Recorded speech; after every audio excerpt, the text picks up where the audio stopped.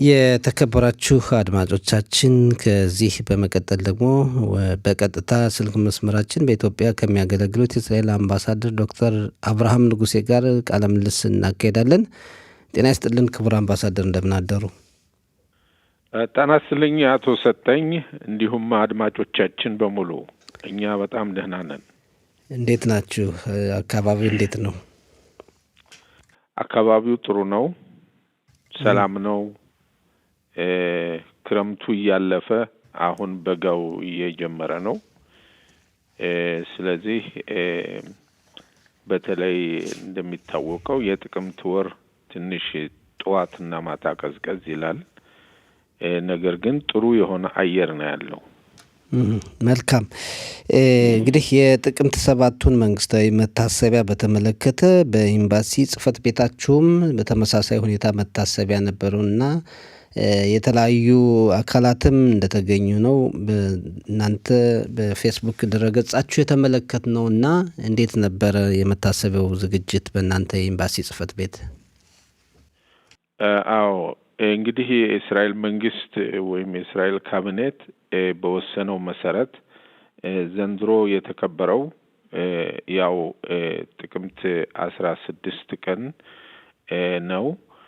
ይሄ ማለት ይሄ ማስታወሻ ስርዓት የታወሰው ምክንያቱም እንደ ዕብራውያን አቆጣጠር ልክ በሲምኻት ቶራ በሆነበት ጊዜ ስለሆነ ሲምኻት ቶራ በዋለ በበነጋታው መሆኑ ያው የነበረውንን ስርዓት የነበረውንን አሰቃቂ ሁኔታ በእስራኤል ሀገር ውስጥም ሆነ በዓለም አቀፍ ያሉ ኤምባሲዎችም እንዲያከብሩ በተወሰነው መሰረት በዚያን ቀን ነበር ያስታወስነው።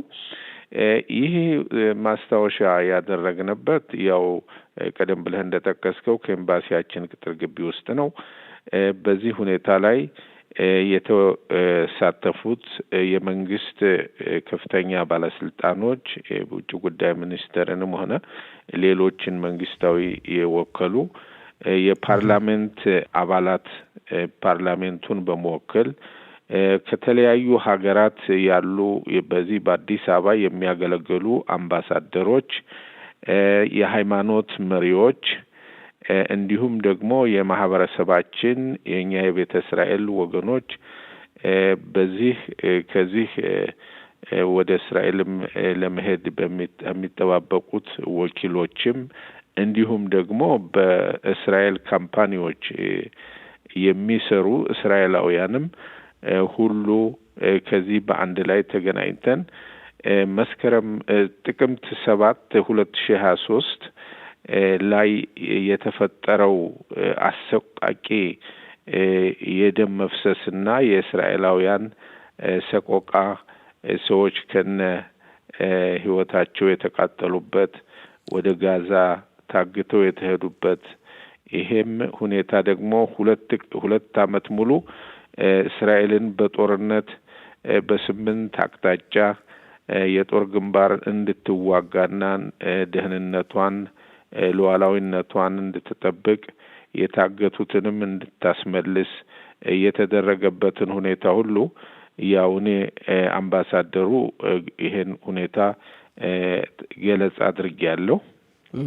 አቀባበሉ እንዴት ነበረ? እዛ የነበረው ሰው ሁሉ ይህንን የጥቅምት 7ቱን የተለያዩ ስሜቶች እንዳሉ በኢትዮጵያ እንሰማለንና የህዝቡ ግብዣ የተደረገላቸው ሰዎች አቀባበል እንዴት ነበረ? በትክክል የእስራኤልን ችግር ተረድተዋል ወይ?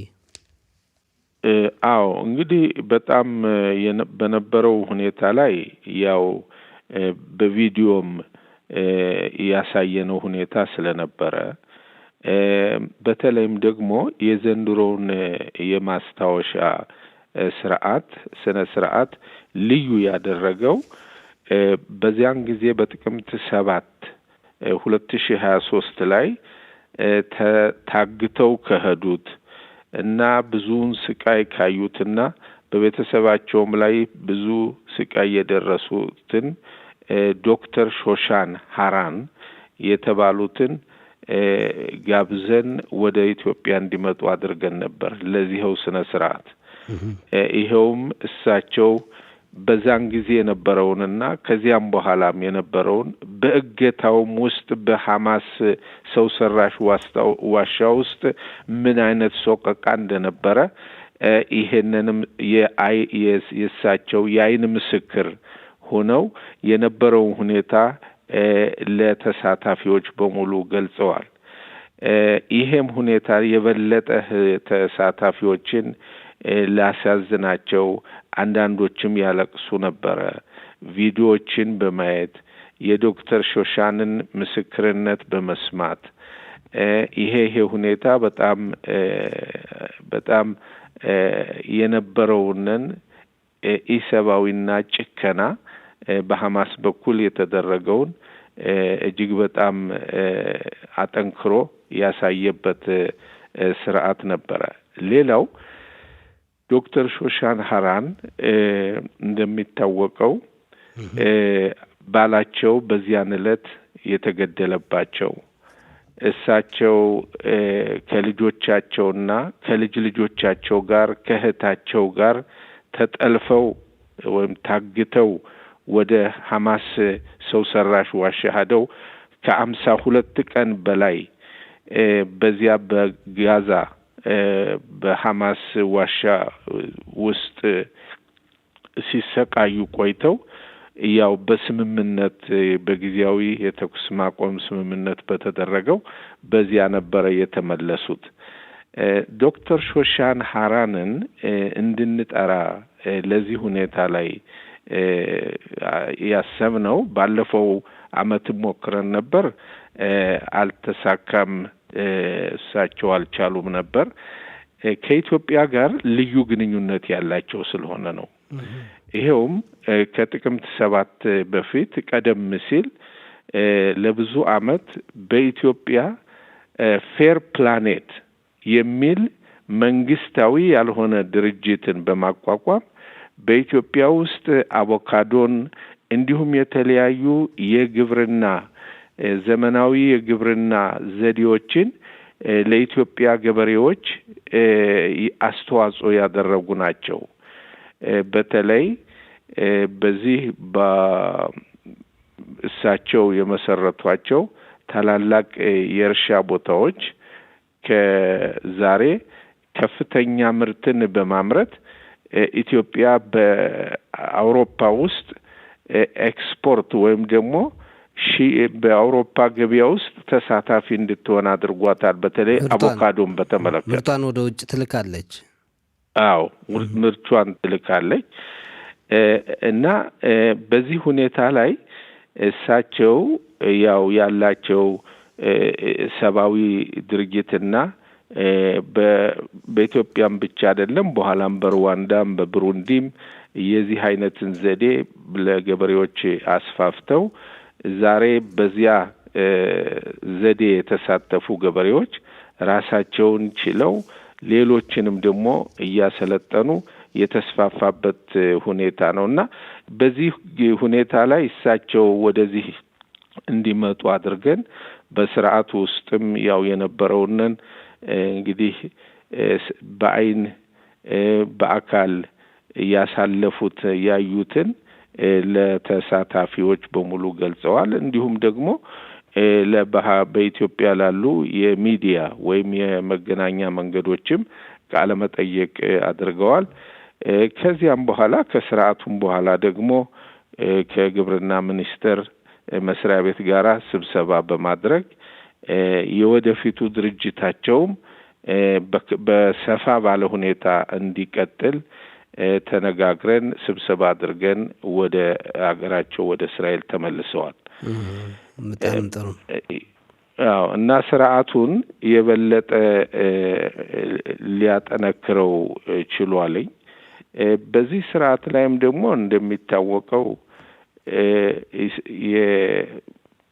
በዚህ ሰኞውን ባለፈው የተለቀቁትን ታጋቶች ከነ ህይወታቸው የመጡትን የነሱም ደግሞ ሁኔታ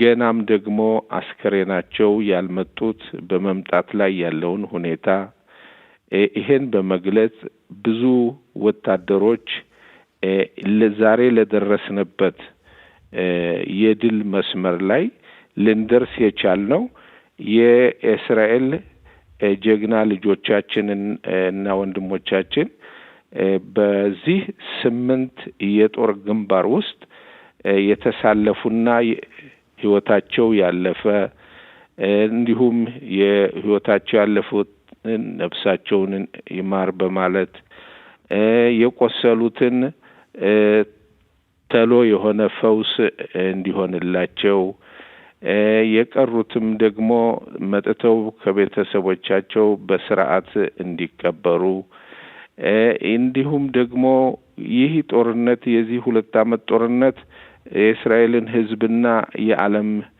ይሁዲን ሁሉ የቀየረ ስለሆነ ይህ ሁኔታ ለወደፊቱ እስራኤል ህዝብም ሆነ በዓለም ያለው የጸረ ሰማዊ ትግልም ሁሉና ተቃውሞ እንዴት መቋቋም እንዳለ ለወደፊቱም ደግሞ ለእስራኤል ትልቅ ብሩህ የሆነ ተስፋ የሚኖር መሆኑን እምነታችን ሁሉ ገልጸናል። በተለይ አሁን የአሜሪካን ፕሬዚዳንት እና ጠቅላይ ሚኒስትራችን ባቀረቡት ሐሳብ መሰረት ሌሎችም የአረብና የእስላም አገሮች መሪዎችም ይሄን ዓላማ በመደገፍ አሁን ወደ ጥሩ አቅጣጫ ወደ ሰላም እስራኤል በብዙ አንጻር የተገለለችበት ሁኔታ እንደገና እስራኤል እየተመለሰች በዓለሙ ማህበረሰብ ውስጥ ተቀባይነቷንና ድጋፏን እያገኘች በመሄድ ላይ ያለ መሆኑንና ይሄም ሂደት ደግሞ ለወደፊቱ እየሰፋ የሚሄድና የሚጠነክር መሆኑን እጃችን የእስራኤል መንግስት ለሰላም እጇን የዘረጋች መሆኑንና ለወደፊቱም ሰላምንና ብልጽግናን የምታስፋፋ መሆኑን ገልጸናል። ጥሩ ዶክተር እናመሰግናለን። በዚህ ጉዳይ እንዲያው ሌላ እዚህ ወጣ ያለ ነገር ለመጠየቅ ፈለኩ። በዚህ አጋጣሚና በተለይ ወደ ኢትዮጵያ ለጉብኝት የሚመጡ እስራኤላውያን እንደዛም የሚጠባበቁ በተለይ በአማራ ክልል ችግር እየደረሰባቸው ነው የሚሉ ነገሮች አሉና ይህን በተመለከተ እንደው ለህብረተሰቡ የሚያስተላልፉት መልእክት ካለ? እንግዲህ ያለው ሁኔታ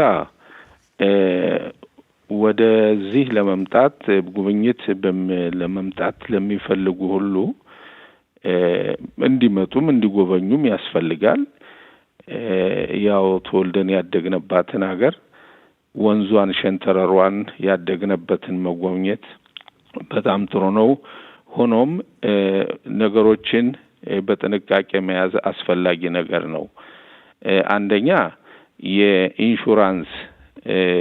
የኢንሹራንስ ገብቶ መምጣት ያስፈልጋል። አንዳንድ ችግሮች ሲፈጠሩ የኢንሹራንሱ ኩባንያ ለችግሩ ያፋጥናል ማለት ነው። ስለዚህ ኢንሹራንስ እጅግ በጣም ወሳኝ ነው። ኢንሹራንስ አድርጉ። ሁለተኛው ደግሞ ቪዛ አንዳንዶች እዚህ ከመጡ በኋላ የሚለቁበት ቪዛ ሲሰጥ ከአየር ማረፊያም ሆነ መቼ መመለስ እንዳለበት አንድ ሰው ወይም ደግሞ ማሳደስ እንዳለበት ከፓስፖርቱ ላይ ይገለጻል፣ ይጻፋል፣ ይታተማል። አንዳንዶች ወደ ገጠርም በመሄድ በማለትም የማሳደሻውን ቀን አሳልፈው ካለፈ በኋላ ሳያሳድሱ ወደ እስራኤል ለመምጣት ሲሉ አየር ማረፊያ ላይ ችግር ይገጥማቸዋል። ምክንያቱም ቀኑ ካለፈ በኢትዮጵያ ሕግ መሰረት ወይም አሳድሶ መኖር ይችላል፣ መቀጠል ይችላል ጉብኝቱን። ግን ቀኖች ካለፉ ግን ባለፉት ቀኖች የገንዘብ ቅጣት አለው። በዚህ ሁኔታ ላይ እኔ ሁልጊዜ የምለው ቪዛችሁን መቼ እንደሚያልቅ አስተውሱ። ጉዟችሁን ገና ጉዳያችሁን ያልጨረሳችሁ ከሆነና ጊዜያችሁን ማራዘም ከሆነ ከኢትዮጵያ ኢሚግሬሽን ሄዶ ማሳደስ ነው። እና እነዚህ ነገሮች አንዳንድ ቦታዎች ግጭት ያለባቸው ቦታዎች እንዳሉ እንሰማለን እና ቦታ የመምረጥ ሁኔታ ችግር እንዳይፈጠር ሁኔታዎችን አስቀድሞ የማወቅ ሁኔታም ችግር እንዳለ ይነገራል። እና እዚህ ላይ እንደው በመጨረሻ የሚሉት ካለን ጊዜ አንፃር አዎ በዚህም ሁኔታ ላይ ደግሞ የሚሄድባቸውንና እንግዶች ወይም ጎብኚዎች የት ሄደው እንደሚጎበኙ በደንብ አድርገው ማጥናት ያስፈልጋል። ካስፈለገም የኤምባሲውን ጽሕፈት ቤትም ማማከር ያስፈልጋል። ይሄ ሁኔታ እጅግ በጣም ወሳኝ ነው። ምክንያቱም አንዳንድ ቦታዎች ላይ ችግሮች ሊኖሩ ይችላሉ። ስለዚህ ይሄንን ሁኔታ እያጣሩ መሄዱ በጣም ጥሩ ነገር ነው። ሁለተኛ ደረጃ ደግሞ ሌላው ነገር ያው የሀገሪቱን ሕግና ስርዓት ጠብቆ ደግሞ መሄድ ያስፈልጋል። አንዳንድ ጊዜ ስርዓትና የሀገሩን ምንም እንኳ ከሱ የሚመጡት ከኢትዮጵያ ተወልደው አድገው ወደ እስራኤል የሄዱት ስርዓቱን የሚያውቁ ቢሆንም ወጣቱ ትውልድ ብዙ ጊዜ ከባህሉም ጋር ትንሽ ራቅ ያለ ስለሆነ ብዙ ጊዜ የቋንቋም ደግሞ አንዳንድ ችግሮች ሊኖሩ ስለሚችሉ ጥንቃቄ ማድረጉና ስርዓትን ጠብቆ የአገሪቱን ሕግ ጠብቆ መሄዱ እጅግ በጣም ወሳኝ ነገር ነው። በጣም ጥሩ። በጣም ነው እናመሰግን ክቡር አምባሳደር ስላናገሩ በጣም እናመሰግናለን። እንግዲህ ሌላ ጊዜም በወቅታዊ ጉዳዮች እንነጋገራለን። ደህና ይዋሉ። አመሰግናለሁ። ቻው።